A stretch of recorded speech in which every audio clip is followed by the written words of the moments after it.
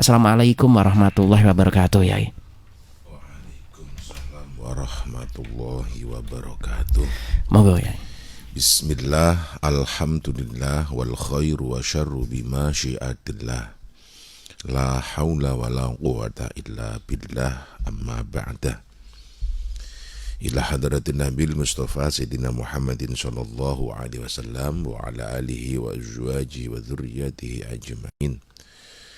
Ila hadrati jamil masyaikhina wa muallimina wa murabbi rukhina, khususan muallifi hadzal kitab syai'ulillahi lana wa lahumul fatihah. A'udzubillahi minasyaitonir rajim. Bismillahirrahmanirrahim. Alhamdulillahi rabbil alamin, arrahmanir rahim, maliki yaumiddin.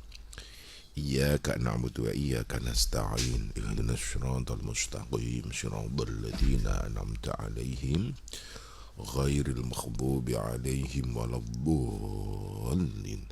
Rabbighfirli wa liwalidayya wa li jami'il mu'minina. Amin. Bismillahirrahmanirrahim. At-targhibu fil mauti fil ghurubah, utawi dedemen utawi bebungah fil mauti ing dalem mati, fil ghurubah ing dalem perantauan. Hadis ke 4796.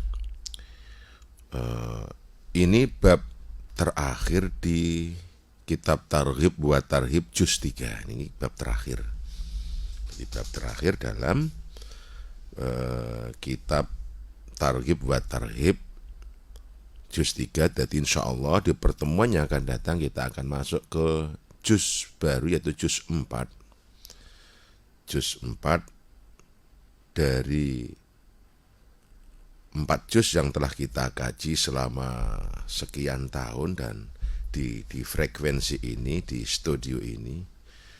Jadi kita bersyukur kepada Allah Subhanahu wa taala diberi kemampuan, ditolong untuk bisa mengkaji kitab hadis sampai berjilid-jilid.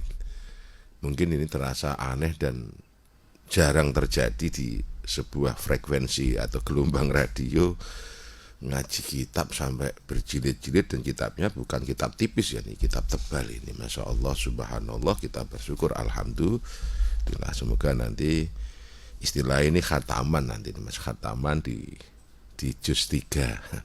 Semoga semakin barokah dan manfaat. An Abdullah bin Amr bin As, kacerita saking Abdullah bin Amr bin As radhiyallahu anhuma, radhiyallahu muga paring sinten Allah Gusti Allah anhuma ing Abdullah bin Amr. Kala ngendikan Abdullah bin Amr bin As,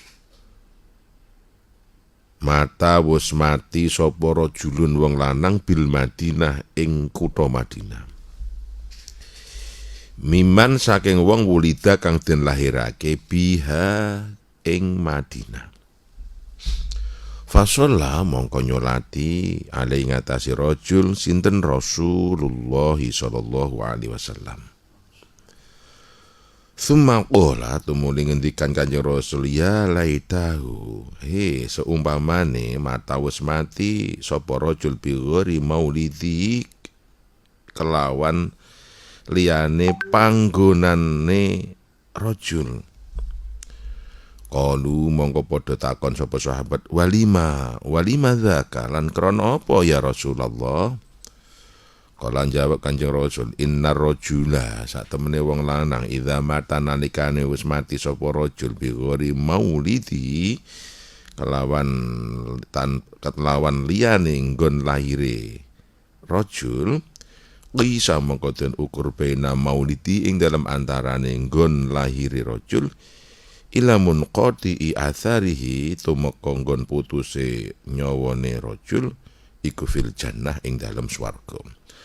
Rawahun Nasa'i wa lafdhu lahu wa Ibnu Majah wa Ibnu Hibban fi sahihi.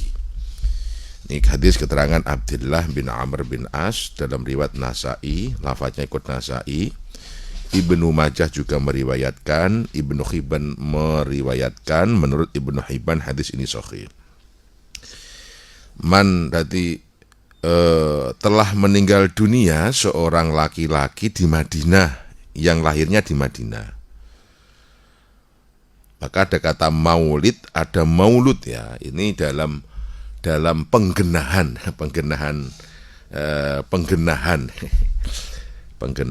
bahasa Arab. Kalau maulid itu tempat kelahiran.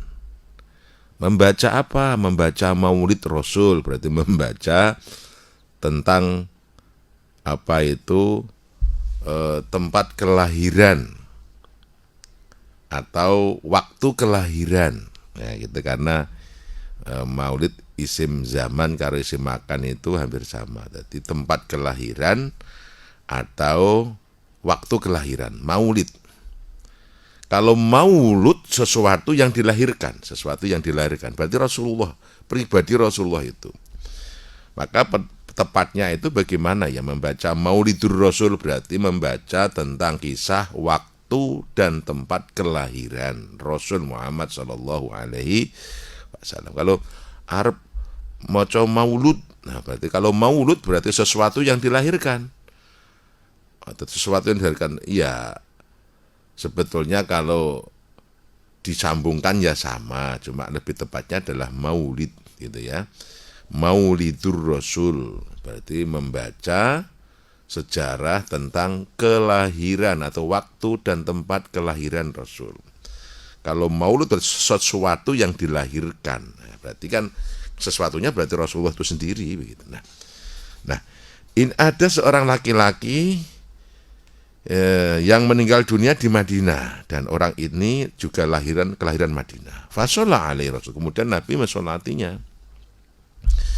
Kemudian Nabi bersabda, ya laitahu mata bi ghairi maulidi. Kira-kira umpamane mati sak liyane enggon lahire.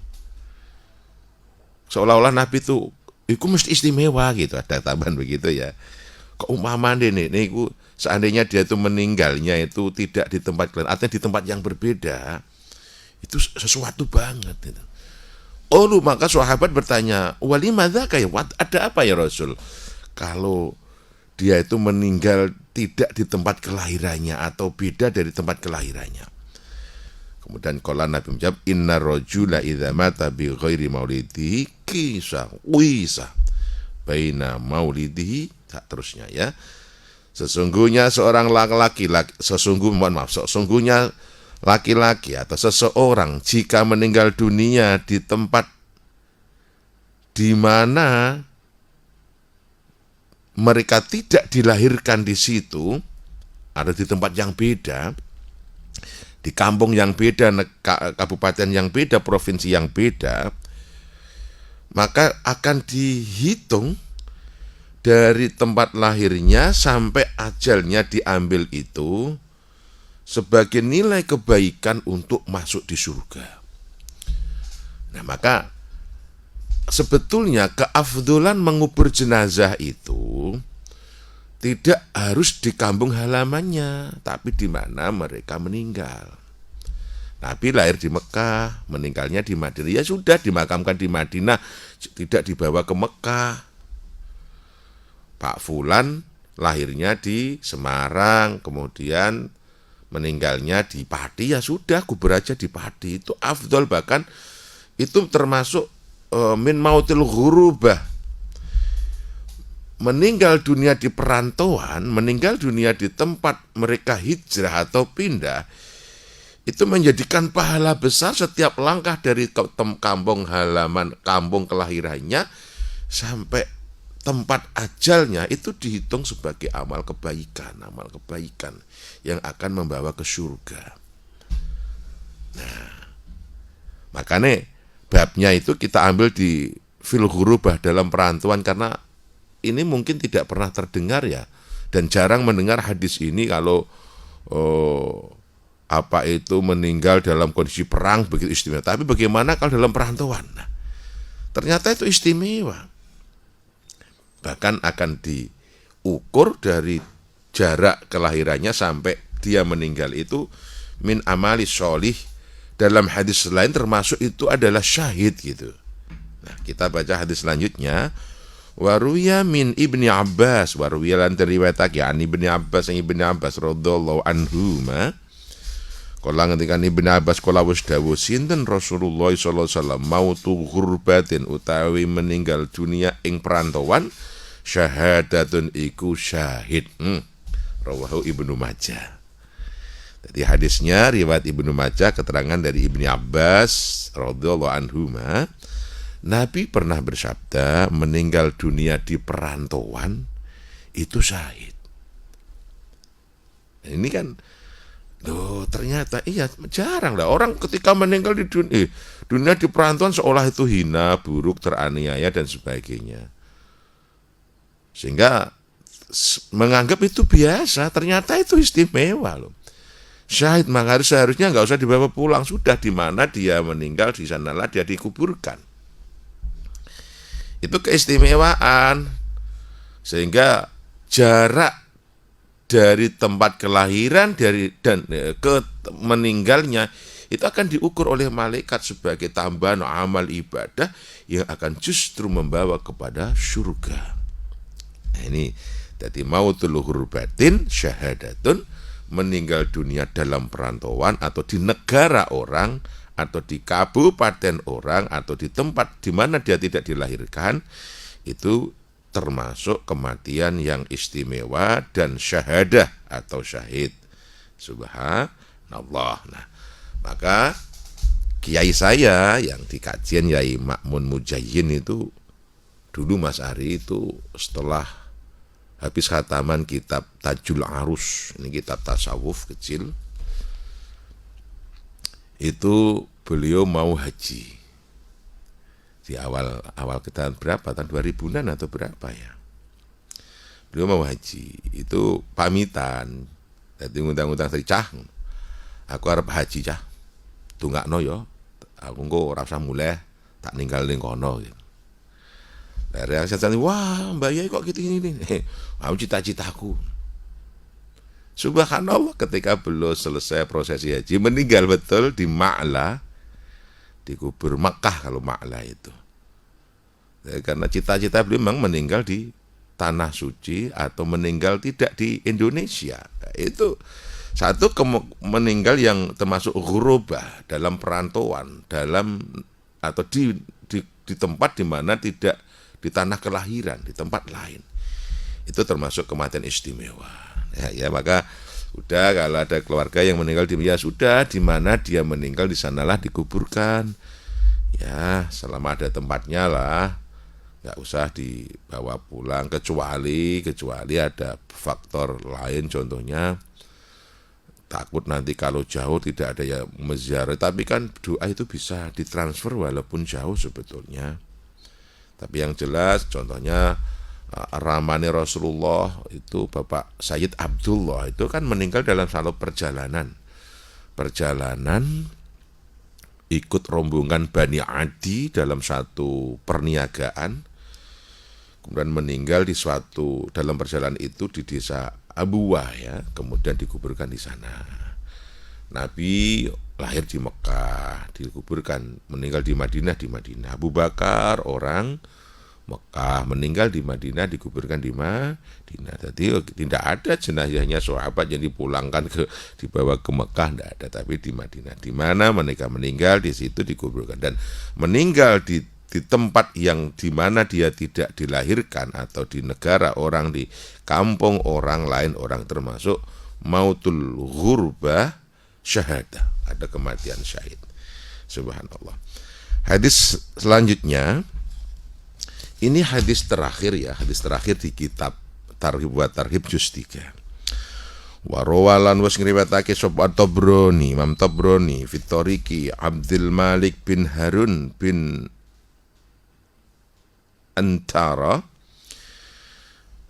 dari jalur Tariq min Tariq Abdul Malik, dari jalur Abdul Malik bin Harun bin Antara wa utawi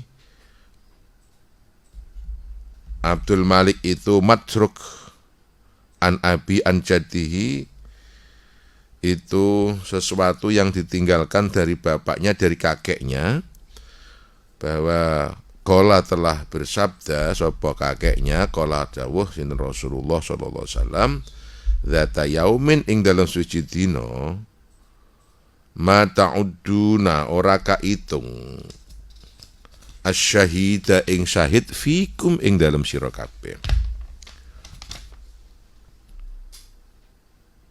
Mohon maaf saya ulangi ya. Ma ta'udduna syahida fikum, ma ing apa ta'uddu hitungane syahida ing syahid fikum ing dalam sira kabeh. Kulna takon kita, jawab kita, ya Rasulullah, man kutila fi sabilillah, iku man wong kutila kang mati fi sabilillah ing dalam sabilillah. Jadi suatu ketika Nabi itu bertanya, apa semua syahid di antara kalian itu? Sahabat kabeh, ki aku takok, wahai sahabat, saya tanya kepada kalian, syahid di antara kalian itu apa semua? Itu ya. Kemudian sahabat menjawab, man kutila fi sabilillah, orang yang meninggal dalam perang sabilillah ya Rasul. Jadi kemudian qala menjawab Nabi, qala dawuh sinten Nabi, inna syuhada asak temene syuhada ummati teka umatku ku idzan nalikane mung fisabilillah ya laqalilun yakti sithik. Dijawab Nabi, nah sak temene syuhada teka umatku iku nek mung diitung teka fisabilillah ya sithik lah. Nek syahid iku mung mati dalam peperangan tok ya laqalilun yakti sithik. Idzan nalikane ngono ku mau ya laqalilun. Lajeng pripun ya Rasul? Ya man kutila fi salaf wa syahid, mantai sapane wong kutila lamun den pateni fi sabilillah ing dalem sabilillah ya fa wa syahid. Sabilillah di sini redaksinya tidak menggunakan al ta'rif. Itu menunjukkan apapun jalan Allah adalah syahid. Contohnya guru Pak Kiai mau mulang ngaji meninggal, Pak Kiai sedang mengajar meninggal, syahid. Santri dalam proses thalabul ilmi, syahid. Orang yang berjuang dalam agama, dalam bagian-bagian lain, tapi termasuk sabilillah di jalan Allah, syahid. Jadi tidak harus perang melawan orang kafir. Jadi karena redaksinya fi sabilillah tidak menggunakan tidak menggunakan al ta'rif yang menunjukkan perang, tidak. Tapi apapun jalan Allah, termasuk siaran ngene iki tapi nggo ngaji, ya fi sabilillah Mas. Pane Allah pane nyabut nyawane awak dhewe ya syahid nih, karena kematian di jalan Allah karena kita sedang mengajar dalam proses taklim, dalam proses dakwah agama dan hubungannya itu semua, maka syahid. Wal mutaraddi lan wong kang tiba saking jurang gunung, syahidun syahid. Nah, kali orang yang jatuh dari ketinggian, jatuh kokong gunung. Kalau orang zaman dulu pendaki gunung yang niatnya untuk betul-betul menikmati alam, melihat alam, tidak lunga pacaran ya, gelundung matek syahid. Atau orang yang jatuh dari gedung lah, untuk sekarang jatuh dari gedung, jatuh dari pohon gitu ya, yang niatnya bapak-bapak yang bekerja menek randu tiba mati syahid. Bapak-bapak kuli yang kerja di bangunan meninggal dunia jatuh dari gedeng syahid. Menek klopo tiba ngeblak mantek syahid Pak niku Pak. Masyaallah. Wan nufasa'u syahidun. Wan nufasa'u lan wong wadon kang nifas syahidun. Dalam arti wanita yang meninggal dalam hubungan kelahiran, kehamilan. Dari hamilnya sampai nifasnya, sampai proses melahirkannya, kok meninggal dunia syahidah, mulia itu. Wal ghariqu syahidun, yang tenggelam nglangi gak iso, apa kena banjir bandang, apa kena musibah, kena banjir kelelep kerem, syahid. Masya Allah. Wasulu syahidun, loro, sakit pandemi, endemik, apalagi namanya pagebluk. Meninggal karena pagebluk, kemarin yang kena COVID syahid. Nah ya, Kemudian wal hariqu syahid kobong. Kobong terbakar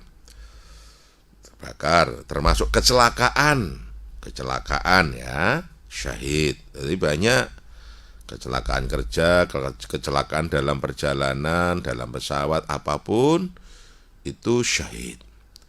Wal gharibu syahidun. Meninggal dunia di perantauan, nah itu syahid. Masya Allah. Jadi banyak jumlahnya, jenisnya syahid itu banyak. Maka biasanya ulama-ulama fikih niku membagi begini, maka syahid itu ada syahid akhirat, ada syahid dunia, ada syahid dunia akhirat. Nah, dibagikan begitu agar mendapat kemuliaan yang berbeda atau memberi pengertian yang berbeda. Lebih jelasnya, mosok wong sing mati karena pandemi kok dipadakna karo sing perang berjuang gitu. Nah, itu kategorinya nanti itu ulama yang membagikan agar mudahnya. Termasuk orang yang mati di hari Jumat, syahid. Syahid. Orang yang mati punya wudhu, syahid. Jadi banyak syahid. Jadi man mata fi yaumil Jum'ah fa huwa syahidun. Siapa yang meninggal dunia di hari Jumat, syahid. Barang siapa yang mati punya wudhu, tidur punya wudhu, meninggal dunia, syahid.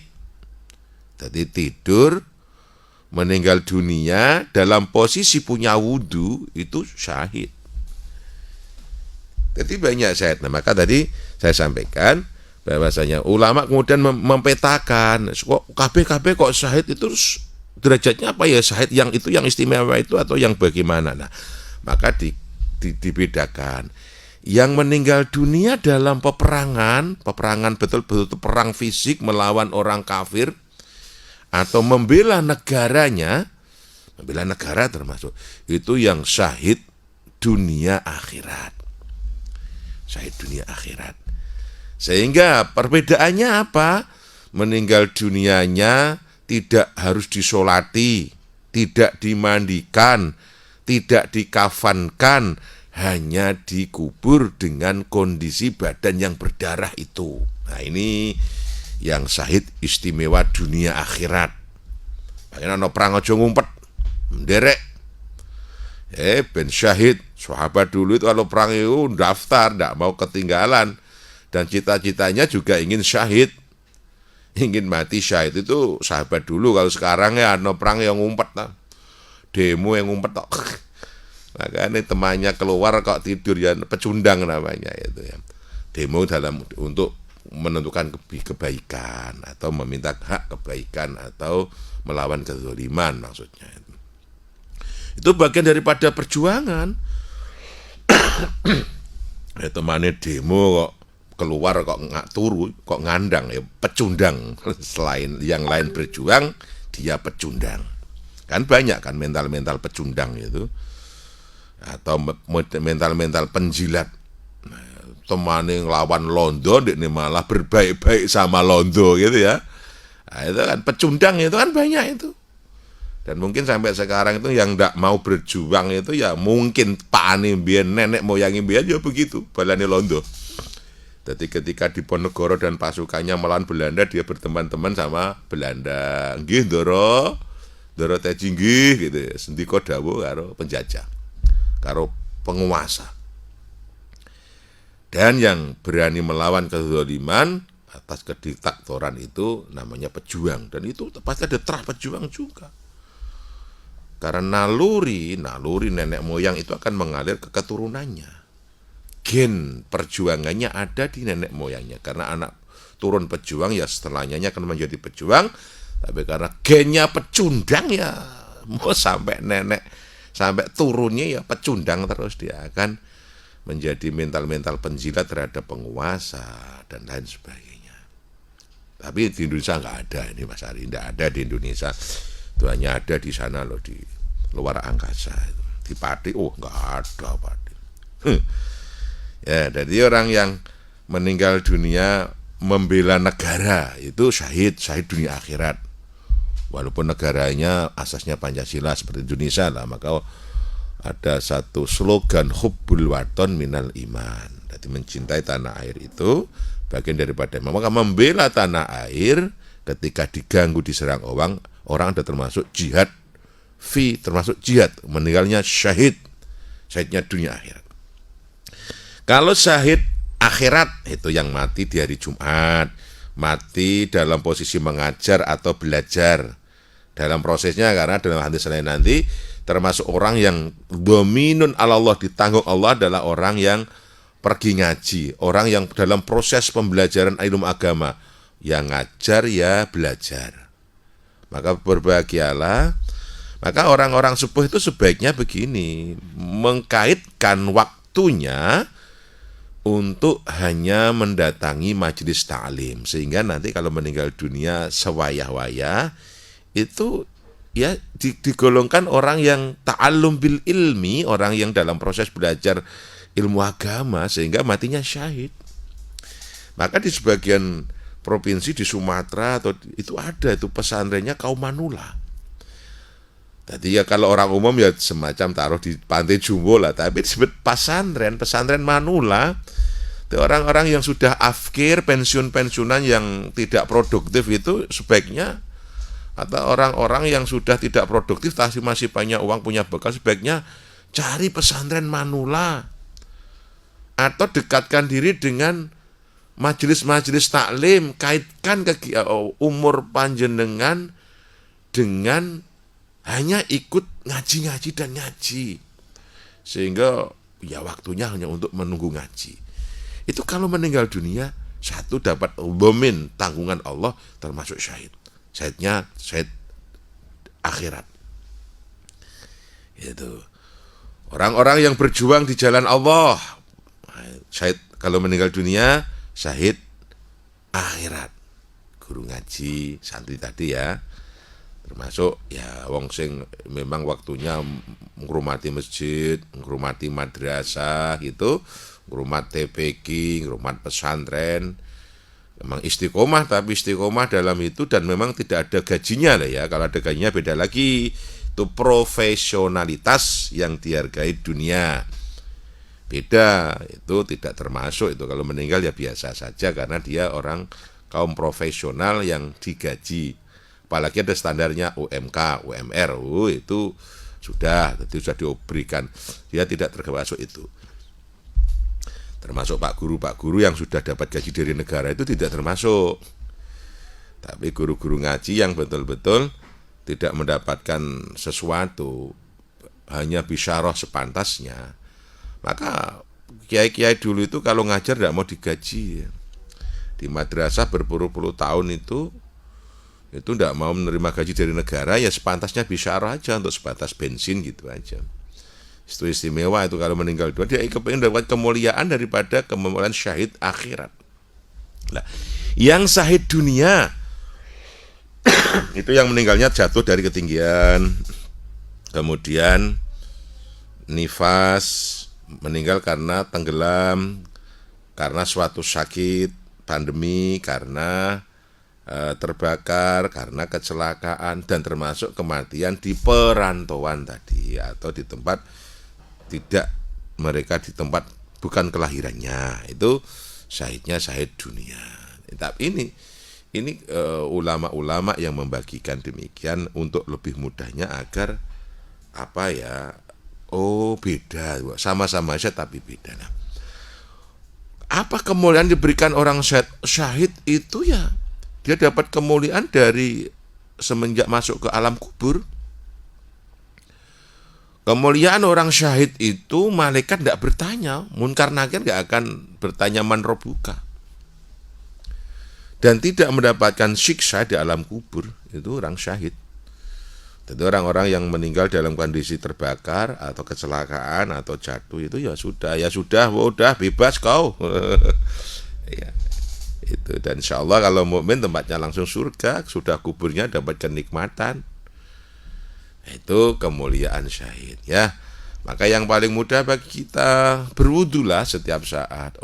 Barangkali Israel datang menghampiri kita punya wudhu itu sudah yang Masya Allah, itu cara yang paling mudah lah. Tapi juga sulit juga karena nyawa itu kan dicabut sesuai dengan kebiasaan, Mas. Qubidar ruhul mu'min bi'adadi yaumi. Jadi nyawa dicabut sesuai dengan kebiasaan.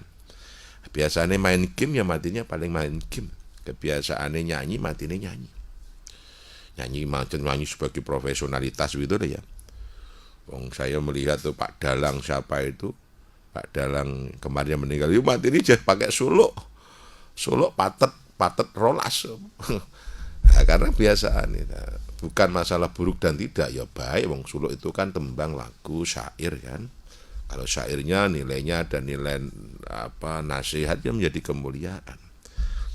Itu. Tapi kalau standar umat Islam ya kebiasaan yang harus dibiasakan adalah la ilaha illallah, sehingga agar meninggal dunianya bisa mengucapkan la ilaha illallah, maka pasti masuk surga. Itu atau kebaikan-kebaikan yang lain yang harus diistiqomahkan. Subhanallah, ini hadis terakhir di juz 3 dalam kitab ini. Ya, kurang lebihnya saya mohon maaf dan mohon dimaafkan, dan kita berdoa semoga ilmu yang telah kita kaji menjadi ilmu yang bermanfaat. Silakan diamalkan, disebarluaskan. Ya, jadikan jenengan ilmunya juga bermanfaat bagi orang lain, sampaikan kepada orang lain apa yang panjenengan dengar ya dari radio Pas FM ini. Karena ini istimewa, radio ngaji kitab sampai berjilid-jilid lah, kitab kandele semene, kitab kandelenan.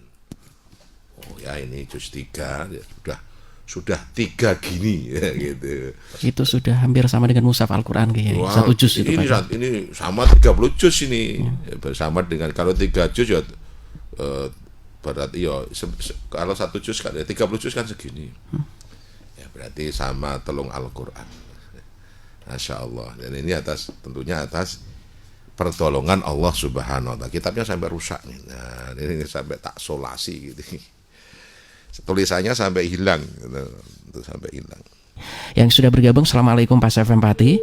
Baik, silakan untuk Anda Mitra Pas yang pagi ini sudah masuk kembali di 085277999101 yang lewat WhatsApp.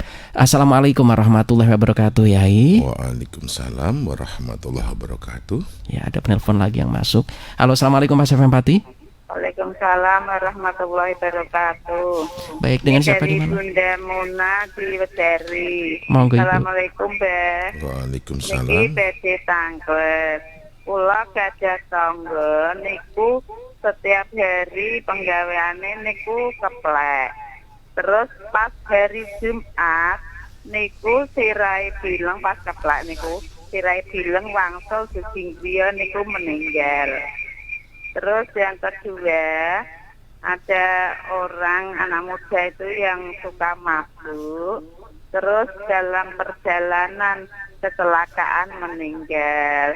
Nah, itu termasuk yang mati yang seperti apa? Terus yang ketiga, itu masalah orang yang kalau punya kita kalau punya teman muslim itu kalau punya kesalahan atau kekhilafan itu kan kita harus menutupinya. Lah bagaimana kalau orang muslim teman kita punya salah kok malah. Halo. Oh, terputus. Baik.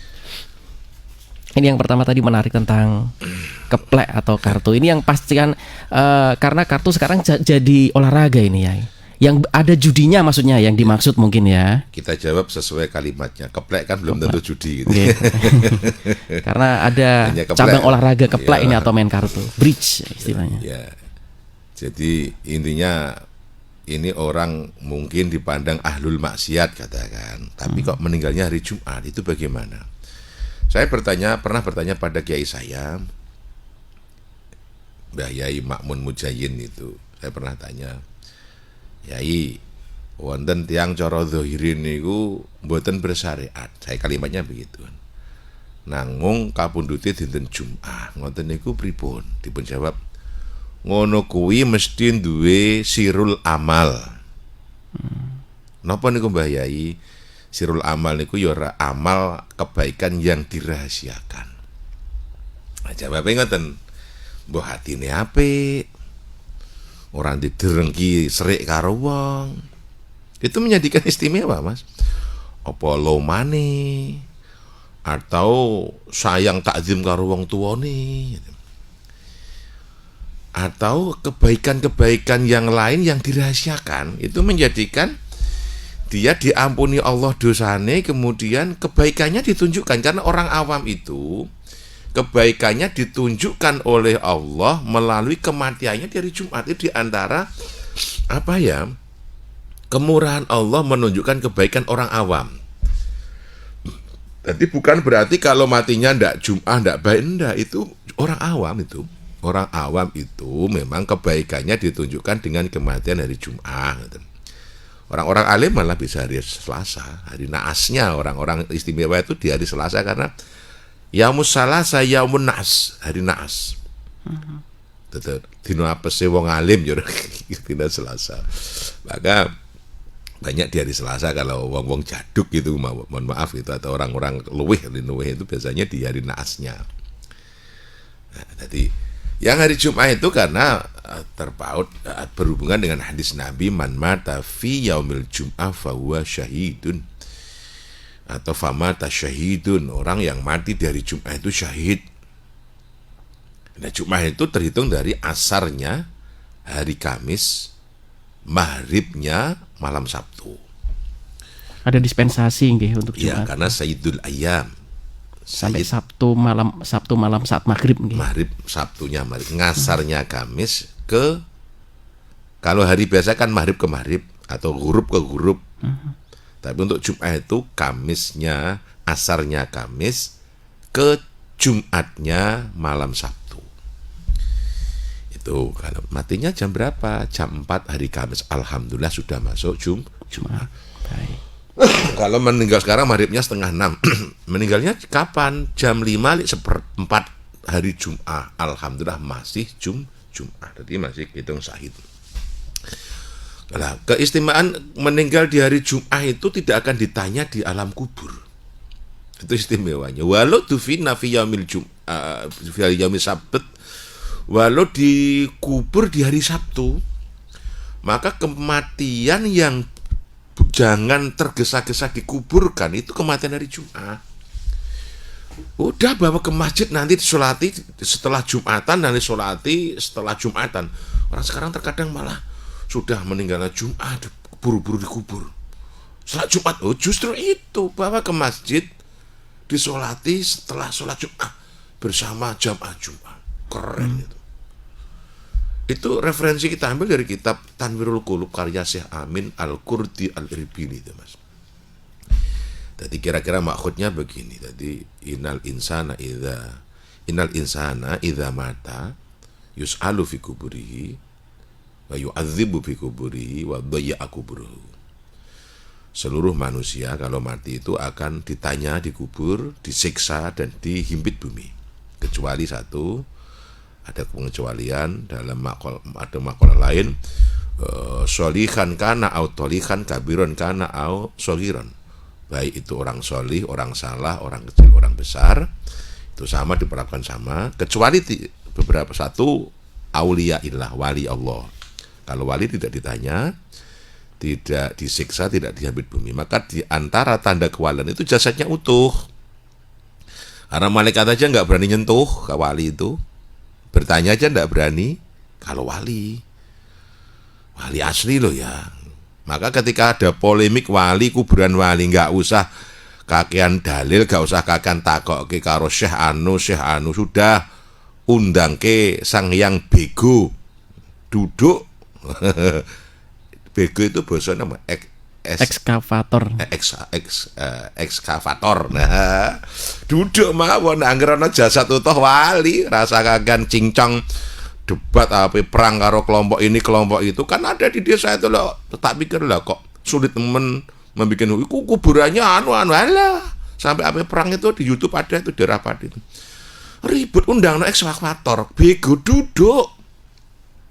Kalau wali ada jasadnya utuh. Lah ora ana apa-apane mbok ributno, mbok kejengen Arab wong Jawa ki wong tanah Jawa iki ya kira-kira wong Jawa lah. Nek sing Arab ya 0,1%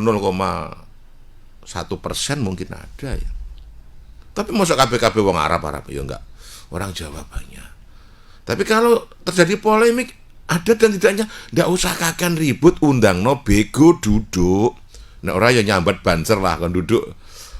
Apa 4 meter ke bawah ambane piro gitu. Nanti kan ketemu kalau ada jasadnya, karena min alamatil auliya illah, setengah seng tondo kewalian itu jasadnya utuh Mas, karena malaikat tidak berani bertanya aja, nggak berani. Bumi nggak berani menghimpit, bumi nggak berani merusak, cacing nggak berani makan. Gampang sebetulnya. Ketika ada polemik, makanya mohon maaf sekali lagi, kalau di tengah masyarakat kita ada polemik itu makam wali atau tidak, itu makam siapa, sudah nggak usah kakan ribut, nggak usah suan ronoring tak duit, undang no bego, tahu digali rame-rame. Nek rano is banser disambati, duduk ser banser, 8 meter persegi, jerone 12 meter. Walah kasar ya sudah 4 meter atau 2 meter lumrah gitu. Ada jasadnya utuh wali, kalau enggak berarti itu tipu-tipu alias wali palsu, makam palsu. Begitu, nanti mudah sebetulnya. Nggak usah akan ribut ngundang macam-macam, takut macam-macam sampai perang antara kelompok pendukung dan tidak pendukung gitu ya. Nomor 2, orang yang syuhada ini jasadnya juga utuh. Tidak ditanya. Wali, syuhada, kemudian orang yang mati di hari Jumat, kemudian orang yang mati menghafalkan surat Al-Mulk, orang yang mati dalam kondisi pandemi COVID. Nah ini mendapat kemuliaan, tidak ditanya, tidak disiksa di alam kubur, maka kelebihannya syahid.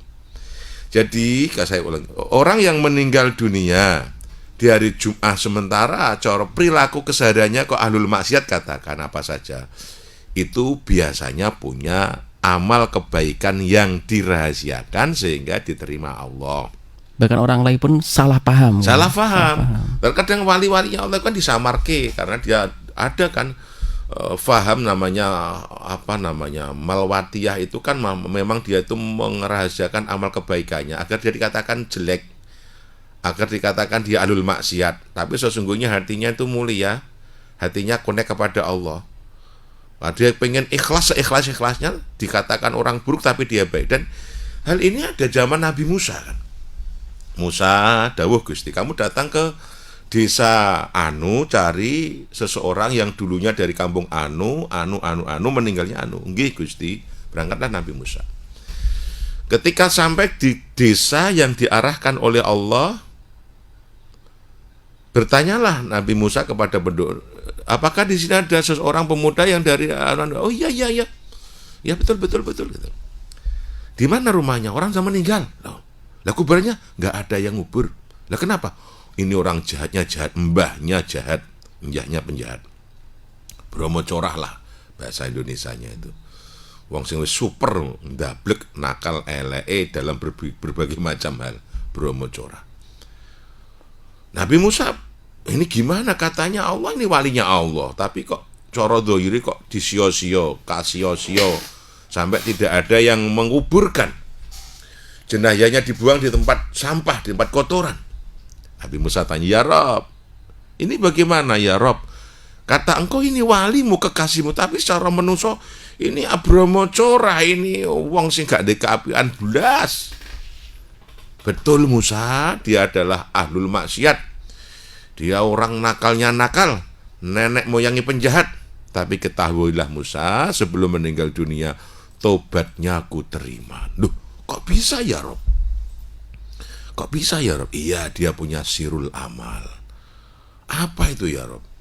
1, dia kalau habis dosa begitu, semalaman nangis dan menyesalnya. Sedina dosa sewengi tangisan nyesali dosa. Itu nggak ada orang yang tahu, ngertinya dia penjahat begitu. Tapi kalau malam nangis, menyesal, nangis sampai Masya Allah. Nomor 2 ya Rob, dia mencintai orang-orang solih. Kalau ada orang solih, orang alim, ta'zim, hormatnya luar biasa. Itu ahli maksiat, iya kan ada ya. Ahli maksiat itu nek karo kiai ta'zime tunduke sapore. Nomor 3, dia memang berdoa ingin meninggal dalam kondisi husnul khotimah. Maka kita tidak boleh mengukur. Kemudian Allah dalam hadis itu dikisahkan kemudian karena Nabi Musa maka kuburkan. Maka Nabi Musa itu diperintahkan untuk menguburkan orang tersebut. Karena itu kekasih Allah, kok cara zahir itu sia-sia gitu. Maka Nabi Musa diputus Allah untuk mengebumikan secara layak karena kekasihnya Allah. Itu. Maka hal itu pasti terulang di zaman sekarang ya. Mungkin cara zahire iki ora pernah ngibadah blas. Tapi matine kok dina Jumat. Lah ini loh. Pasti dia punya sirul amal. Mungkin karo wong ahli katakan ahli keplek, ahli mabuk, tapi karo bapak ibune takzime sapore bisa jadi. Atau punya guru, punya kiai ku takzime karo kiai luar biasa mbek penjahat, bisa jadi. Atau mungkin lomane sapore bisa jadi. Atau mungkin atine ku apik gak pernah riri drengki sombong sum'ah. Karena dalam kitab tasawuf itu kan ibadah yang menghasilkan sombong itu buruk. Lebih baik orang yang bermaksiat tapi menghasilkan hati yang iftiqar. Maksudnya kan banyak orang yang haji tapi hanya jadi kesombongan. Kaji. Ora kok kaji. Ngopo ngene. Umroh menjadi kesombongan, kebanggaan, pamer-pameran. Jamaah ning masjid menjadi kesombongan, lunga ngaji menjadi kesombongan. Itu justru ibadah yang menjadikan neraka. Tapi berapa banyak orang yang maksiat tapi menjadikan hatinya hancur sehingga merasa hina di hadapan Allah. Sehingga dia merasa paling buruk, paling jelek, tak pantas surga. Itu yang seharusnya kan beribadah menjadikan iftiqar, hatinya hancur sehingga merasa buruk dan hina di hadapan Allah.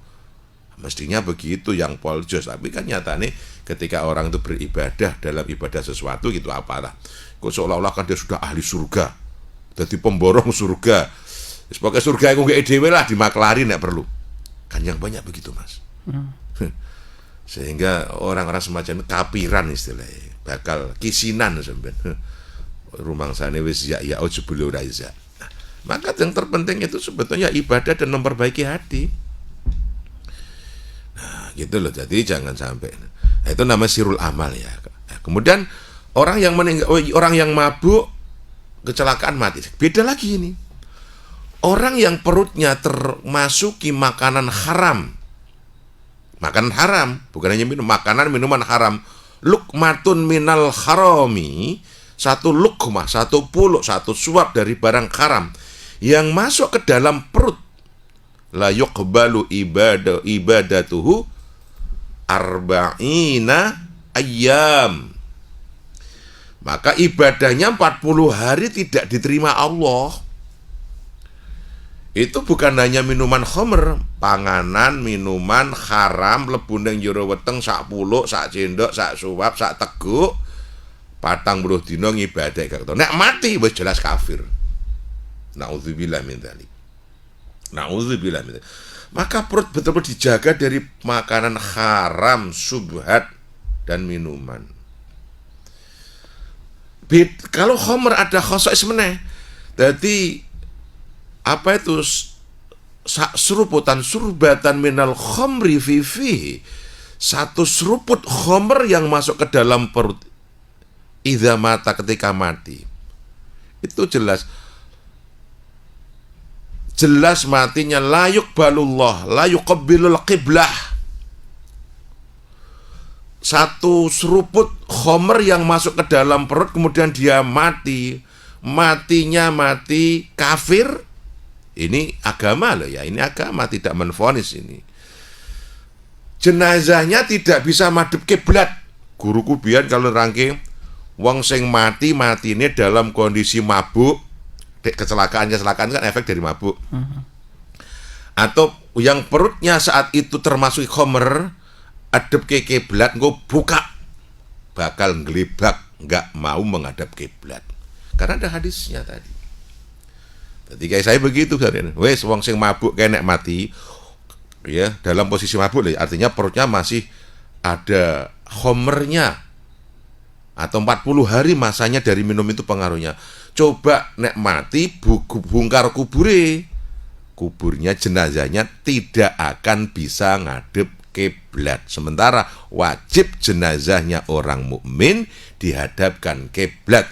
Bahkan jadi uzurnya kenapa kuburan boleh dibongkar ketika mayitnya belum dihadapkan kiblat. Kalau yang menguburkan kelupaan mungkin kayaknya. Makanya harus dikawal. Tukang kubur kudu diawasi wis ngadep kiblat apa durung.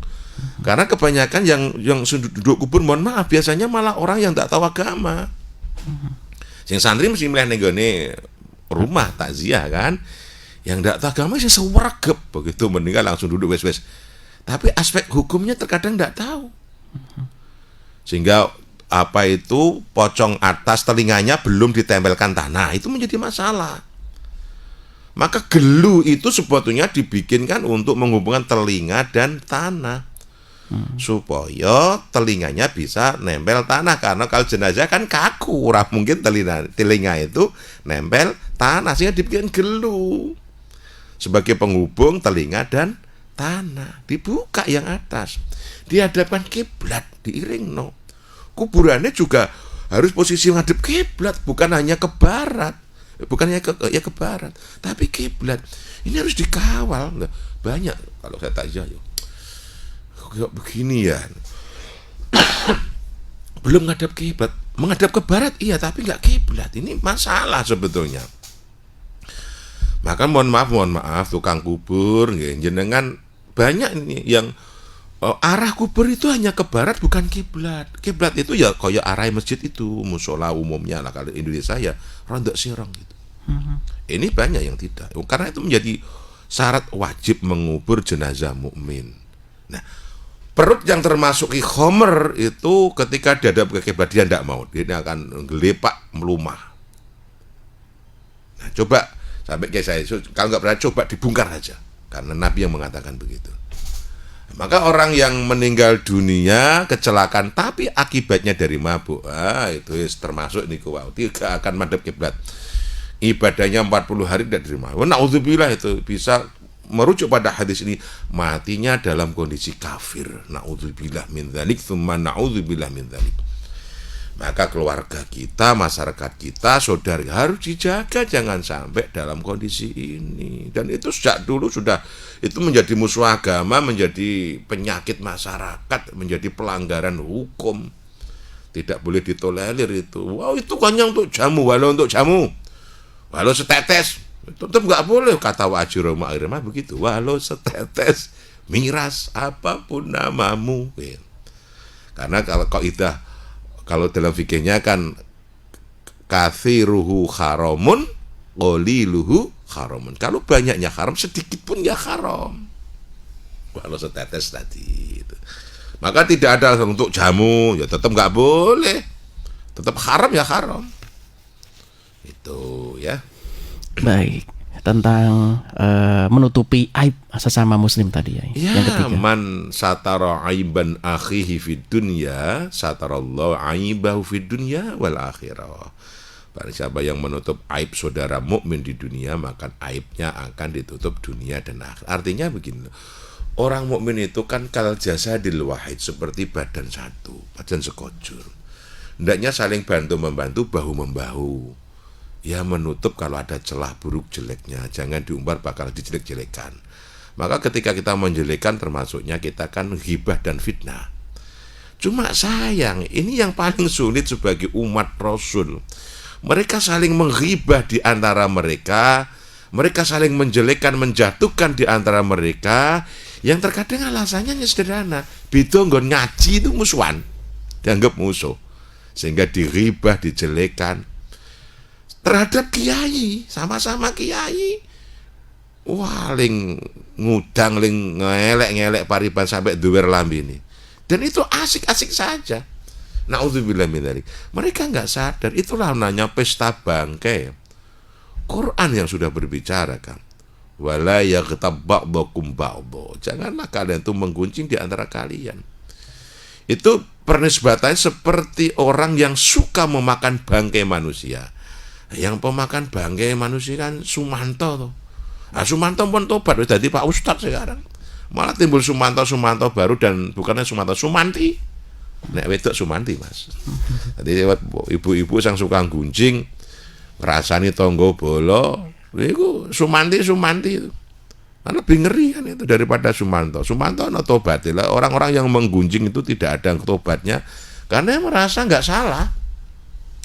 Apalagi kalau menggunjing orang soleh itu kan, menggunjing ulama apalagi, itu dosanya seperti membunuh satu generasi Nabi Ismail alaihissalam. Na'udzubillah min dzalik. Cuma kan ini juga tidak pernah disadari, bahkan habis ngaji di majelis taklim iku nanti banyak yang ngrasani wong. Maka saya sangat tidak suka habis ngaji jago, pulang terus. Jamaah saya kalau yang ngaji malam minggu saya biasakan baru sudah sebatas makan sebentar, istirahat, pulang. Gak usah jagong sampai laur-lauran. Itu ruginya banyak. Ngajinya 1 jam mengguncing tetangga dari RT sampai presiden. Jadi dia menjadi komentator kehidupan seolah paling pinter, paling benar dan paling tahu semua hal. Dan bahas opo kayak begitu. Itu kerugiannya besar, hatinya busuk walaupun ngaji tiap hari. Walaupun di majelis taklim tiap hari, hatinya kotor. Na'udzubillah min dzalik. Nah, maka bukan hanya kewajibannya, kewajiban tidak menggunjing orang, apalagi sesama muslim. Kewajiban menutup aib saudara. Wajib menutup. Setiap manusia punya aib dan itu balasannya ya. Kalau kita membuka aib orang, ya aib kita akan dibuka oleh orang lebih terang dan lebih jelas. Na'udzubillah. Karena sesungguhnya kebaikan itu ya akan kembali pada kita, keburukan pun akan kembali pada kita. Ya. Itu, Mas. Baik, ternyata bahaya ya untuk suudon dengan orang lain, apalagi orang-orang yang istimewa tadi punya sirul amal sirul tadi. Amal. Oke. Sesuatu yang rahasia tetapi hanya yang bersangkutan yang memahami bersama Tuhannya. Ini kita masih dikejar ini ya, Pak Pak Suyadi ya yang sudah bergabung. Assalamualaikum warahmatullahi wabarakatuh. Yai, mau nanya lagi. Kalau ada orang peminum, pemabuk, penjina, kalau meninggal dari Jumat apakah termasuk mati syahid? Yai, masih dikejar kita, Yai. Mengucerahnya. Ya, kita tidak tahu hati orang. Tapi dari beberapa kejadian di zaman Nabi Musa, kita suruh husnudon saja. Kok hari Jumat, pasti dia punya sirul amal. Kiai saya menjawabnya begitu. Pasti punya sirul amal. Orang itu yang cara dohirnya pemabuk, pezina, pembunuh, tapi kok matinya Jumat. Nah, karena umat Nabi itu kan batas tobatnya kan ketika ruhnya sampai tenggorokan. Siapa tahu sehari sebelum meninggal sudah tobat dan sebagainya kan. Seperti tidak masuk akal untuk orang umum kayaknya. Iya, tapi karena amalan hati itu lebih afsah daripada zahir kan. Jadi kalau amal itu bil jauhar la bil azhar, bukan zahirnya tapi kejuruannya. Bahaya kalau sampai salah prasangka dengan orang lain. Sekarang banyak orang yang ketipu dengan penampilan. Coba masjid tiap dino iku mesti apik lho, atine kaya gendho kaya penjahat, atine kuwatore sakmene berat to. Ana sing sapa warung bendina tapi atine suci, atine apik. Orang Jawa itu malah nyelamuri to. Waline Jawa iku nyelamuri. Berapa banyak yang bikin kaya jare ndori kaya wong edan kaya wong stres tapi wali itu banyak. Tapi berapa banyak orang yang katanya itu ahli ibadah ternyata matinya sangat hina sehina-hinanya, banyak. Karena innallaha la yanzur ila suwarikum wa ajsadikum walakin yanzur ila qulubikum. Lek nganggo dalil itu entek wong itu. Allah tidak melihat zahirmu, jasad penampilanmu, tapi Allah melihat hatimu. Berapa banyak orang tiap hari datang ke majelis taklim sregep ngaji tapi hatinya kotor. Roh wong beda nggon ngaji gewetenge setengah mati. Roh kiai liya yo gewetenge setengah mati. Orang kayak begini mau turun nggone majelis taklim nginep ya wallahu a'lam hancur amal ibadahnya. Karena kedengkian itu, innal hasada ya'kul hasanat kama ta'kulun naral khatab. Kedengkian yang ada di dalam hati kita itu menghancurkan amal ibadah seperti api yang memakan ranting kering. Lep entek. Ngaji ganjaran gede tapi duwengkimu karo koncone. Bahkan drengki kayak ndak masuk. Drengki terhadap kiai yang bukan gurunya, atau mungkin dianggap saingannya gurune gitu loh. Malah digedeng gitu loh. Dan gedengnya itu diajak-ajak gitu. Orang semacam ini bagikan membangun rumah dari pasir di pinggir pantai. Jadi kegulung ombak wes roto meneh. Jadi kegulung ombak wes entek. Itu dan itu sampai mata ya kalau dalam posisi itu. Dia mungkin lebih baik orang yang tiap hari sobo ning nggone warung. Tapi gak pernah menggunjing orang, gak pernah menjelekan orang, gak pernah punya hati iri dengki. Mungkin lebih mulia orang itu. Orang yang katanya suka apa dan apa, tapi hatinya baik, gak pernah iri dengki, gak pernah menggunjing orang, gak pernah menjelekan orang. Itu lebih mulia daripada yang katanya suka ibadah tapi hatinya kotor sekotor-kotornya. Maka Imam Ghazali itu kan dalam beberapa pernyataannya kan tazkiyatun nafas wajibun ala kulli muslimin. Ada kewajiban setelah melakukan ibadah fardu, Mas, yaitu membersihkan hati. Itu wajib tiap-tiap orang mukmin. Dan ini yang tidak dilakukan. Salate iya, puasane iya, hajine ping 9, umroh ping 39. Ngajine tiap ana pengajian tekan ning atine gak dijogo teko kotor. Iri drengki dibiarkan, rumangsa suci dibiarkan, rumangsa bener dicurigakan, suudzon karo sapa dibiarkan. Bagikan bangunan dari pasir di pinggir lautan. Jadi nanti diterjang ombak wes roto meneh. Jadi biasa begitu. Mau ngapa? Makanya jangan heran Allah sering menampakkan fenomena semacam itu. Itu sesungguhnya kehendak Allah. Istilah kasarannya kanggo mohon maaf dengan bahasanya orang jalan ya, kanggo nyulak mripate itu mohon maaf. Bahasanya kanggo nyulak mripat. Melehke wong sing sok suci itu. Lho.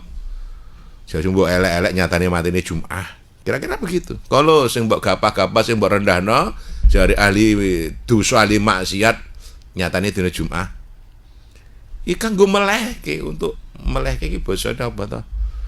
Melehke wong basa Indonesia apa, Mas? Melehke itu. Menyadarkan terlalu halus. Ya kira-kira begitu. Ya, melehno wong wis ngene gampang lah. Baik. Mau apa kalau begitu? Ini pertanyaan terakhir juga menarik ini, Yai. Iya. Saya bacakan dari hamba Allah saja ya, karena ini cukup hati-hati ini kita. Assalamualaikum warahmatullahi wabarakatuh. Waalaikumsalam. Berdasarkan penjelasan dari Yai tadi bahwa guru yang sebagai profesi artinya juga dapat gaji di sana karena guru sekarang terjamin insya Allah ya Yai. Wong kalau nggak dapat gaji demo kok. Baik, sekarang sudah diperhatikan oleh pemerintah, insya Allah mulia-mulia. Semoga sehat walafiat beliau-beliau ini. Yang sebagai profesi ini tidak tergolong syahid meskipun meninggal saat yang bersangkutan sedang melaksanakan tugas mengajar.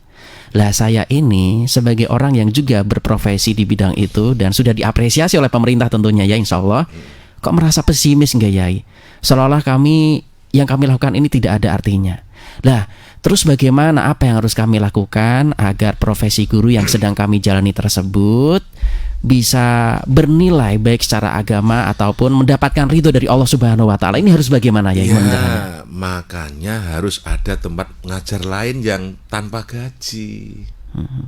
Katakan sudah, ya siapa sih yang tidak ingin dapat gaji, dapat penghasilan layak? Tapi karena tuntutan profesional berarti kan itu kerja. Jadi mengajar di madrasah kan dapat impasing, berarti kan dapat gaji. Berarti hakmu bekerja sudah diberikan karena merasa bekerja, disebut dengan profesi. Diangkat menjadi P3K, sudah dihargai negara, ASN. Berarti kan sudah, berarti jenengan itu perjuanganmu sudah kau ijolkan dengan profesimu yang minta dihargai dengan uang. Makanya saran saya kalau yang sudah begitu sudah tidak apa-apa teruskan, tapi jenengan carilah madrasah untuk mengabdi. TPG kan bisa diniyah. Atau ngajar diniyah yo Pak, wes gak usah dibayar. Bikin les di rumah pribadi. Atau ya? di rumah ngajar anak-anak di lingkungan kan bisa. Free ya, di free kan. Free lah, maksud jojo kon bayar. Ya harus ada yang gratis itu loh. Jadi ada ya wes, aku wis dibayar negara alhamdulillah gitu ya. Nanti ciptakan yang kira-kira tanpa gaji. Untuk lingkungannya, untuk musolanya, madrasahnya, dan itu istiqomah kan. Satu anak dua anak enggak apa-apa karena kemampuannya baru segitu. Ya. Gitu. Itu yang nanti siapa tahu, itu yang menjadikan syahidnya kita. Nah, iman juanya pejuang tidak dapat gelar pahlawan kan. Wow, ya pasti protes tau.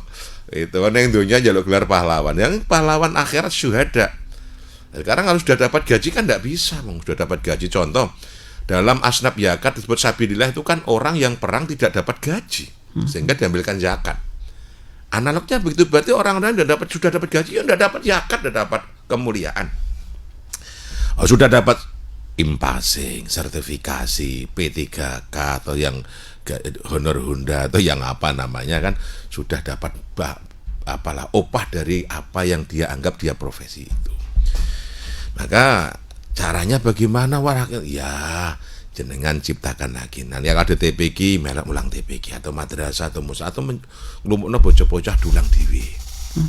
Ya, sesuai keilmuannya tentunya. Ya, biar ngurak rugi ngono. Nah, gitu loh. Makanya mohon maaf, kiai-kiai kajin itu ndak mau digaji negara.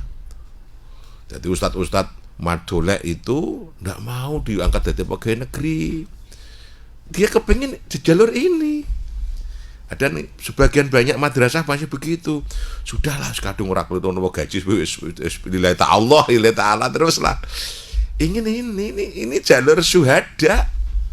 Sehingga ketika istiqomah sampai tua syuhada, Masya Allah itu. Makanya kemarin dinilai salah paham feodal kayak gitu-gitu nggak ya, kata orang awam yang nggak ngerti. Torikohnya kan torikohnya para kiai ada yang mengajar itu ada torikohnya. Di taklim belajar mengajar menjadi torikoh untuk husnul khotimah, torikoh untuk menuju surga, torikoh untuk menjadi wali, torikoh untuk menjadi wusul dan sebagainya. Itu bagian dari ajar mengajar. Tapi yang tidak dapat gaji, yang ya sepantasnya istilahnya. Maka disebut bisyarah itu berbunga paling ya tukon bensin, tukon sabun gitu, yang kalau dihitung ya tidak pantas lah. Cuma ya karena itulah yang menjadikan syuhada itu. Maka Masya Allah para Pak Yai itu mohonlah jangan pengen jadi pegawai negeri. Kadang lucu istiqomah dadi kiai jalan pegawai negeri. Sayang gitu. Mbah Mun dulu pegawai negeri itu berani keluar untuk dari pegawai negeri fokus menjadi kiai. Itu ngendikannya beliau begitu. Ayo pegawai negeri. Kemenak dulu. Depak istilahnya. Kalau nggak salah begitu janjian tetangga gitu ya. Yeah. Dan mohon dikoreksi untuk warga masyarakat kajian mungkin saya salah, mohon diingatkan tentang Mbah Yaimun begitu. Dulu pegawai negeri di Depak, kemudian keluar fokus menjadi kiai. Dan beliau memang bercita ingin meninggal di tanah suci dan Masya Allah semua terlampaui semua. Istimewa itu. Baik, untuk hamba Allah ini juga ketika mau ngajar mungkin harus ngelukir niat nggak ya? Ya, makanya niat terus tahsinun niat. Kita harus membagusi niat, meluruskan niat. Nah, upamane yang teman-teman guru madrasah sudah dapat, ya enggak apa-apa. Makanya harus ciptakan dakwah baru. Ya sudah, saya sudah masuk P3K atau ASN atau masih sudah ciptakan dakwah baru yang tanpa gaji. Tadi contohnya lingkungan bocah cilik kelompokno dulang ngaji. Atau di musola, sudah ngrumat musola nih, ngrumat musola. Jadi badan ini diabdikan untuk agama gitu loh. Mulang rumat musola, masjid, TPQ, madrasah yang kiranya di situ memang tidak dapat gaji yang layak intinya gitu. Kalau sebatas honor kan tidak apa namanya bisyarah sebatas itu ya, artinya tidak sebanding dengan kangelane itu tidak masalah. Maka saya sayangkan ketika muadzin sekarang mau muadzin digaji dengan standar UMK, UMR, itu kan ngeri sekarang itu. Sregep adzan tapi jebule bayarane ini beda lagi nih. Kalau sudah distandarkan di UMR berarti kerja.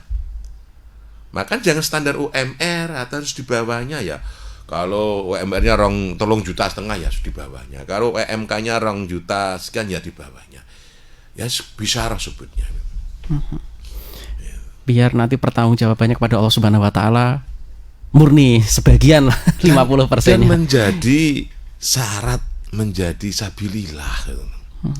Karena sudah mendapat upah itu sudah enggak sabilillah. Upah yang layak itu. Nah, makanya caranya tadi syaratnya ciptakan ladang dakwah baru. Nah, gitu ya Pak guru yang atau teman-teman yang sudah kemarin udah ke P3K atau ASN ya sudah. Jangan kecil hati, wis nikmati itu bagian dunyomu. Ciptakan ladang akhirat.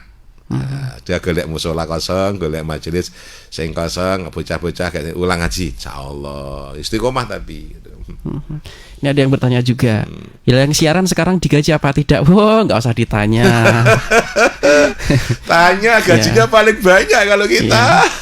Ya pokoknya ini sir itu tadi. Iya, semoga makanya semoga menjadi bukan sirul amal. Mungkin orang ngertinya gajinya besar ini. Wah ya wesok lo kon rene besar. Ini nggak usah dibahas itu. Biar Allah yang memberi, karena kita yakin orang kalau di jalan Allah itu Allah akan memudahkan semua jalan kita. Udah, kita itu yakin dengan janji-janji Allah saja daripada janjinya DPR. Janjinya penguasa itu lebih baik saya percaya janjinya Allah, karena inna wa'dallahi haqqun, sebenarnya janjinya Allah itu pasti itu. Gitu. Oke.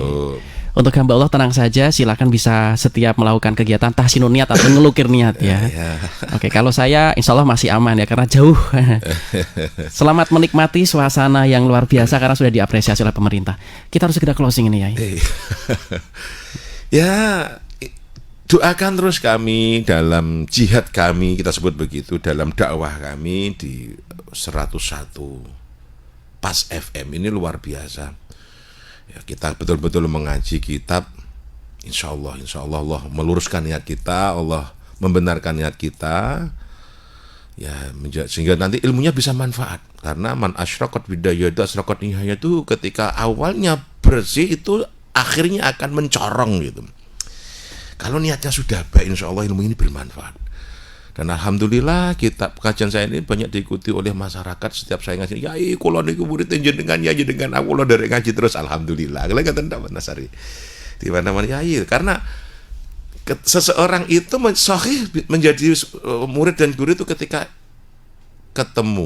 pernah ketemu dan pernah ikrar. Nah, sekarang banyak yang sudah nggak malu-malu. Dulu malu-malu gengsi gitu. Kenapa gengsi? Karena ini urusan agama. Ad-dinu bisanad. Agama itu harus sanad. Al-ilmu bisanad. Ilmu itu harus ada dari guru, dari sanad guru ke guru.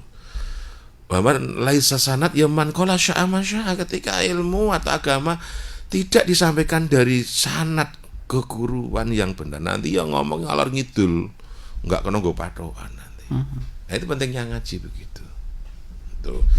Baik, akhirnya semoga Allah membimbing kita, langkah kita dan jihad kita, dalam hal ini kita sebut jihad sabilillah kita, untuk mengkaji agama melalui jalur kitab Targhib wa Tarhib. Dan alhamdulillah kita sudah sampai ke juz 3. Dalam pertemuan yang akan datang kita pindah ke juz 4. Nah, ini nantikan mana ngaji tenan nih. Nah, umpamane arep banyak, ya yo khataman yo juz 3 ya monggo. Ayo jak khataman monggo. Khataman apa sebelahno kambing apa sapi yo. Semoga Allah membimbing kita, kurang lebihnya mohon dimaafkan. Assalamualaikum warahmatullahi wabarakatuh. Waalaikumsalam warahmatullahi wabarakatuh.